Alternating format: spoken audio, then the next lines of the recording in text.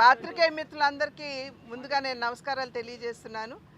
ఈరోజు ఏదైతే అనూహ్యమైనటువంటి విజయాన్ని కూటమి అంటే భారతీయ జనతా పార్టీ, తెలుగుదేశం మరియు జనసేన ఈ కూటమి సాధించిందో ఇది ఒక రకంగా చెప్పాలంటే ప్రజల విజయంగా నేను భావిస్తున్నానని చెప్పి మీ మాధ్యమంగా నేను అందరికీ కూడా తెలియజేసుకుంటున్నాను.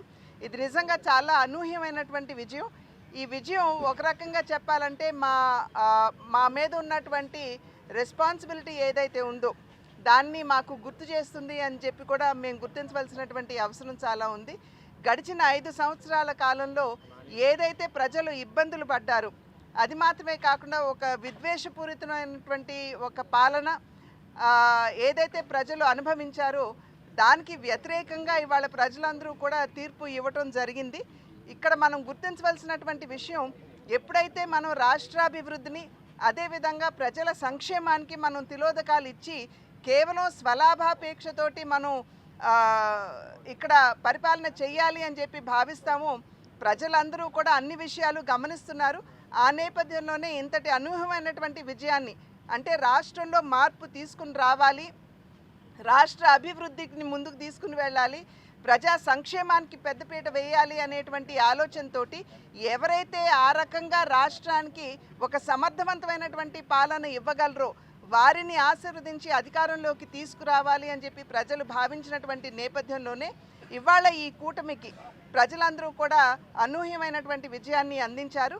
ఇది మరి ఒక్కసారి నేను తెలియజేస్తున్నాను, ఇది కేవలం విజయం మాత్రమే కాదు, మా బాధ్యతని ఒక్కసారి ప్రజలందరూ కూడా మాకు గుర్తు చేశారు అని చెప్పి నేను భావిస్తూ మరి ఒక్కసారి ఇంతటి చక్కటి విజయాన్ని అందించినటువంటి ఆంధ్ర రాష్ట్ర ప్రజలకి, అదేవిధంగా నాకు ఇక్కడ రాజమహేంద్రవరంలో ఒక అద్భుతమైనటువంటి విజయాన్ని ఆశీర్వదించి నాకు ఇక్కడ ఉన్నటువంటి ప్రజలు అందించినటువంటి సందర్భంలో తెలుగు ప్రజలకి అదేవిధంగా రాజమహేంద్రవరంలో ఉన్నటువంటి ప్రజలకు కూడా నా యొక్క ధన్యవాదాలు తెలియజేస్తూ వారి ఆకాంక్ష మేరకు ఖచ్చితంగా మేము బాధ్యతాయుతంగా మేము ముందుకు వెళ్తామని చెప్పి తెలియజేస్తున్నాం.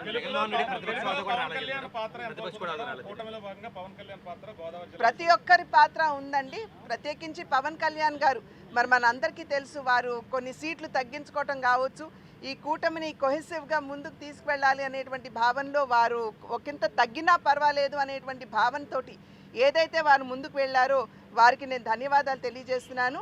అది మాత్రమే కాకుండా జన సైనికులందరూ కూడా వారి నాయకుడు ఇచ్చినటువంటి పిలుపుని వారి గౌరవించి వారందరూ కూడా అద్భుతమైనటువంటి సహకారాన్ని అందించినటువంటి సందర్భంలో ఈ యొక్క విజయాన్ని మేమందరం కూడా సాధించగలిగామని చెప్పి నేను విశ్వసిస్తున్నాను.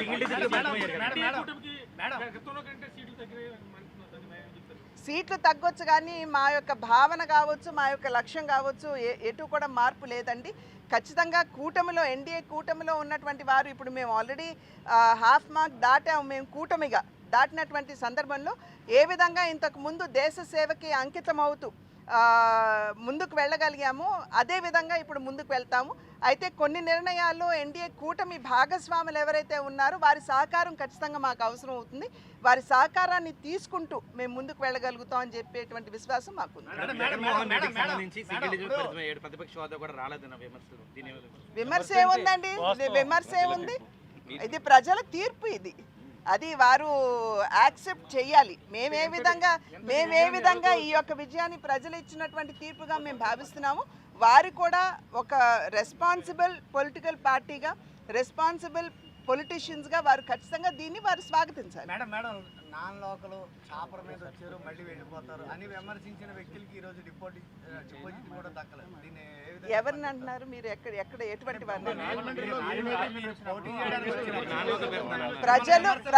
ప్రజలు తీర్పు ఇచ్చారండి, నమ్మకంతో విశ్వాసంతో ఒక తీర్పు ఇచ్చారు. ఆ తీర్పుకి అనుగుణంగా మేము బాధ్యతాయుతంగా వ్యవహరించవలసినటువంటి బాధ్యత మా మీద ఉంది.